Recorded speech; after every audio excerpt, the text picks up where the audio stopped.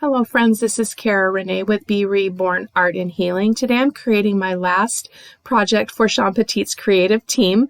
I'm so excited for the new team that's been selected, and I just want to say best wishes to you as you begin creating for Sean. It is a journey and it is a lot of fun. So today I'm creating on a 12 by 12 gallery depth wood panel, this beautiful piece with the sailboat. These are some of the supplies that I'll be using, just my normal ones, gesso, matte medium, some golden acrylics, and some collage paper from Sean Petit's collage packs, as well as 5 of her stencils. I'll be using Scribbles, Take Me to the Water, Moroccan Tiles 2, Numbers Jumbled, and Boats. And then I'm going to be using that quote, "I come to the sea to breathe."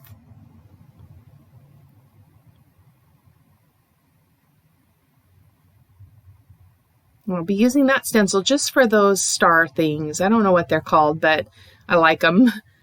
And originally the plan was to paper piece the boat using this paper that you see.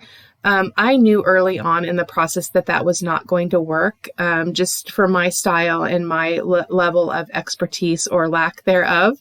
I was not able to figure out how to have it not get lost in the background. So I did kind of change the way I was going in this piece, but I didn't want to abruptly cut it off because it is an important part of the creative process to see how we struggle through a change in direction, which is what I'm showing here. So I did not end up paper piecing. I'm applying my background papers with Liquitex matte medium. And these again are, some of them are from my own stash, vintage music pages, and the others are from collage packs from SeanPetit.com.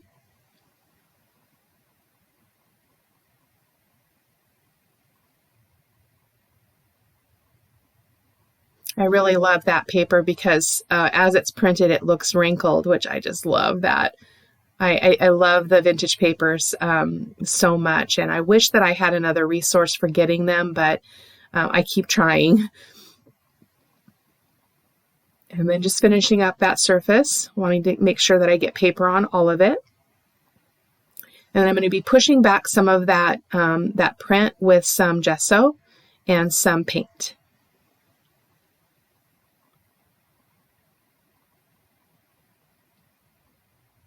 I did go ahead and mark out where I wanted my sailboat to go just so that I had an idea of the area that I needed to keep clear of some really textured bits because, you know, my creative style, I do like a lot of texture, and that can create a problem when trying to get your focal image on your piece. So I'm kind of learning that as I go a little bit.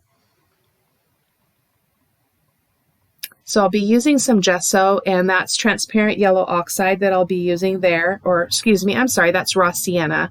And I'll be using that with the gesso and then my small brayer to push that print back.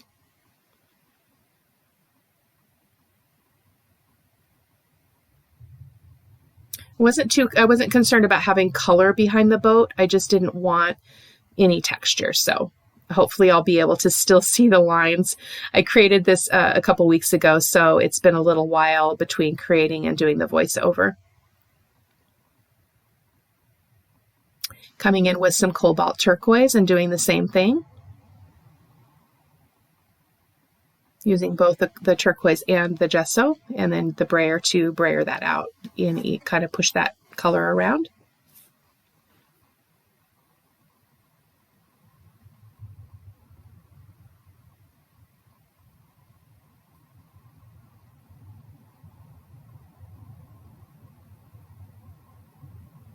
I'm just coming in with my fingers with that raw sienna again, just to bring in some of that yellow again.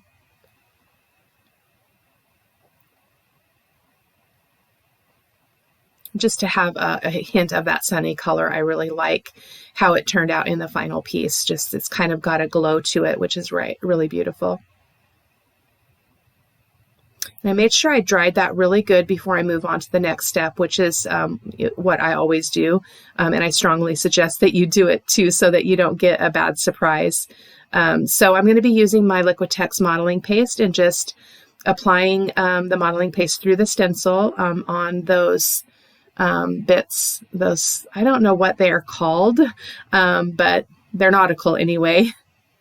And I really liked them. I love how they turned out in the final piece as well.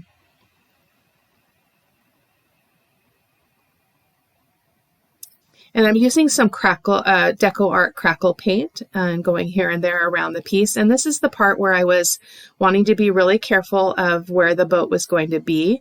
And I just love the crackle that this created. I did go over a bit of that other stenciled modeling paste areas and kind of to try to help it blend in a little bit. And I just made sure that was nice and dry. And I'm going to go ahead and do a raw umber glaze using my golden fluid acrylic and raw umber and my golden glazing medium. Just giving it a really good coat. It just really did make it really dingy and old looking, which is the look that I was going for, which is often the look that I'm going for. Really want to learn how to stay bright and keep things on the lighter side. So I'm going to be playing a lot more with art journaling to learn that, so that I'm not creating on canvases that aren't really working out the way that I want them to. So there's just a close-up, and you can see how that raw umber glaze settles into the cracks and into the crevices of all that texture. It's quite beautiful. Coming in again with the cobalt turquoise around the piece, just here and there. Just trying to spread that color out and have that be well represented all around the piece.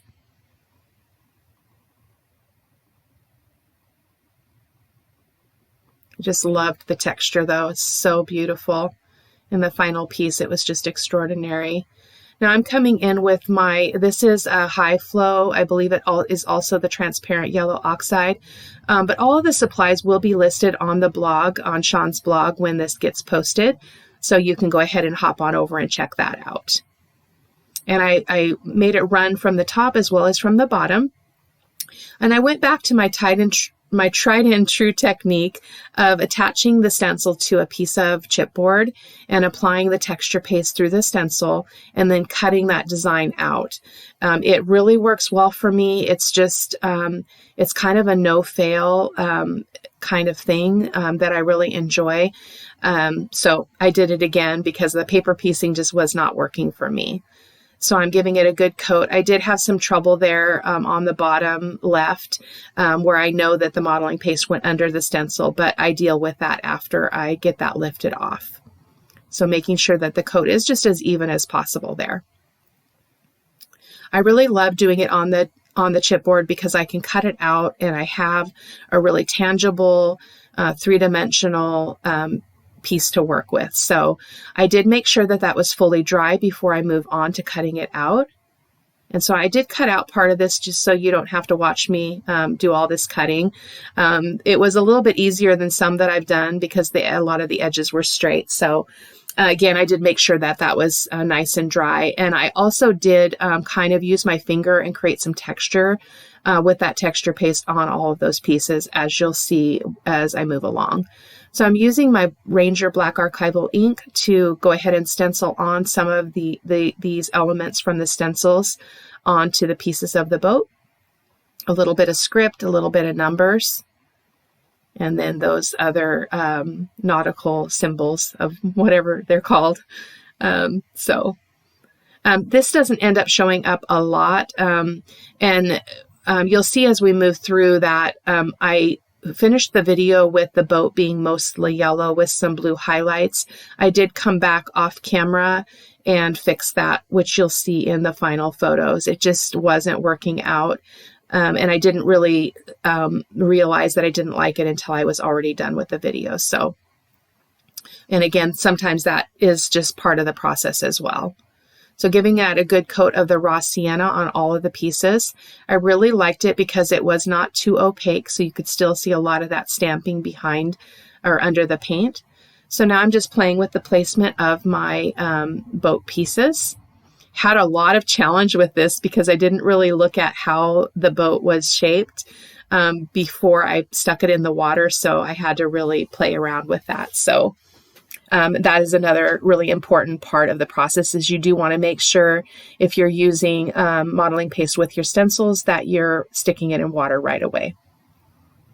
Going ahead and adhering my pieces with my heavy gel, and that is Liquitex heavy gel. Just kind of dabbing it up with the towel there, just to get all the extra off so it's not remaining on the surface. And I'm coming in with the cobalt turquoise, and this is where I thought that it would be sufficient to just kind of use my finger and apply that blue paint and let it catch on the texture, but the boat ended up just blending in too much to the background. I chose a wooden circle to go ahead and adhere my sentiment to. And I apologize, I must have turned the camera off and then didn't turn it back on right away when I sat back down. So that's where you got the kind of the hand, well, I don't know what happened here moment. So I wish in the retrospect that I had sanded this piece of wood down, because I had a lot of trouble getting the tissue paper to stick to it, as I did print my quote on tissue paper so that I could adhere it on my surface. That the rough texture underneath the tissue paper was very problematic for me, and I had to do a lot of fussing around with it to get it to look okay. So yeah, in the future I would definitely sand down that, at least the top surface of a piece of wood, before doing this process. But it ended up working out okay, and there's just me showing you how you can tell that the matte medium is just not underneath all that tissue paper. And so I did give it a couple of coats of matte medium on the top just to make sure that it was nice and sealed, because I didn't want it tearing as I moved through trying to get some other things done on it. So, and here I thought I would come back in with a layer of the raw sienna and give it a coat there, hoping to kind of help conceal some of that. In the end, it worked out okay, but I would do it differently the next time around. But that is the beauty of mixed media, is that we live and we learn. And as long as we keep trying, there is never a failure. It can feel like failure sometimes, I think, but as long as we keep pushing through, it's a really good experience. So, and I'm just going to come in with a little bit of the raw umber fluid acrylic and paint the edges of that circle.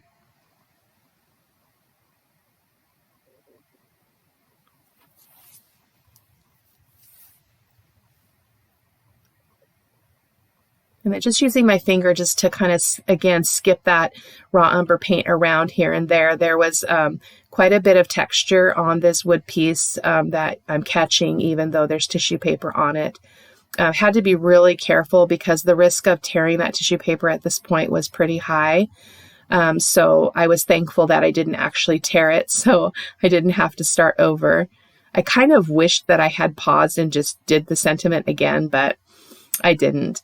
So now I'm going to go ahead and come in with the numbers jumbled stencil and do some stenciling with my Ranger Black archival ink here and there around the piece. Really love the numbers.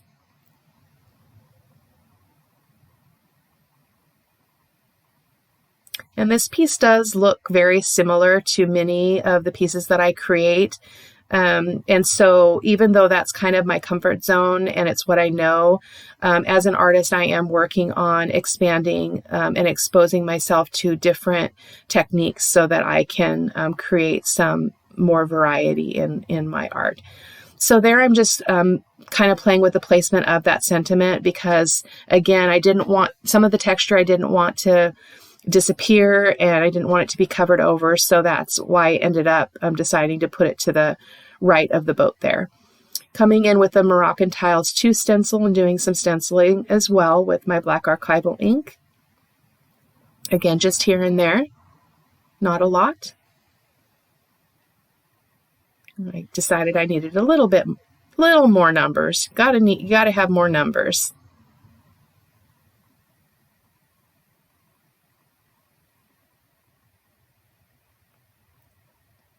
I'm going to go ahead and adhere my sentiment, that wood block, with my Liquitex heavy gel. Super important to give this a really good coat because that wood block is pretty bulky. It worked out fine. Once that dries, it's not going anywhere. did end up covering up some of my numbers, as you can see there, but that's just sometimes the way it goes. Now I'm going to come in with my Rembrandt Black Soft Pastel and do all of my edging. You're going to see me do this a couple of times on the boat and around the wood piece, because I got through the first layer and it wasn't dark enough. And so I came back in with a bit more, just to kind of make that pop even more. Tried the pencil. There was too much texture around things and on things that the charcoal pencil was really difficult. So I'm going to get the Rembrandt Soft Pastel out again.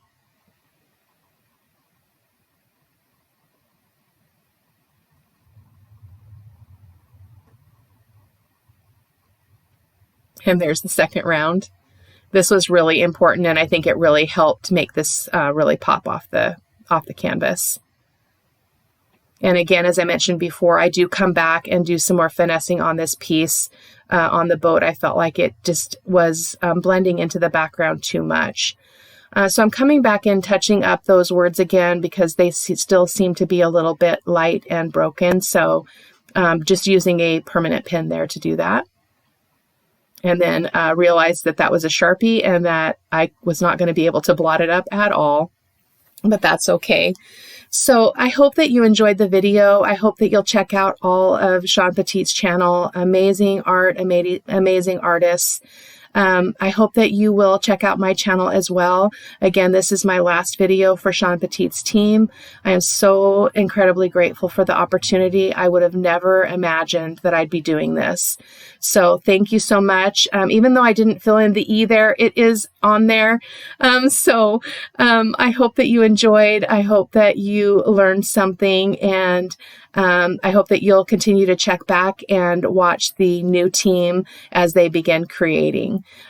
Here I was applying some wax to the bits. So thank you so much for your patience as I learn and as I try to teach and demonstrate some of the techniques I've used. Thank you so much. Bye-bye.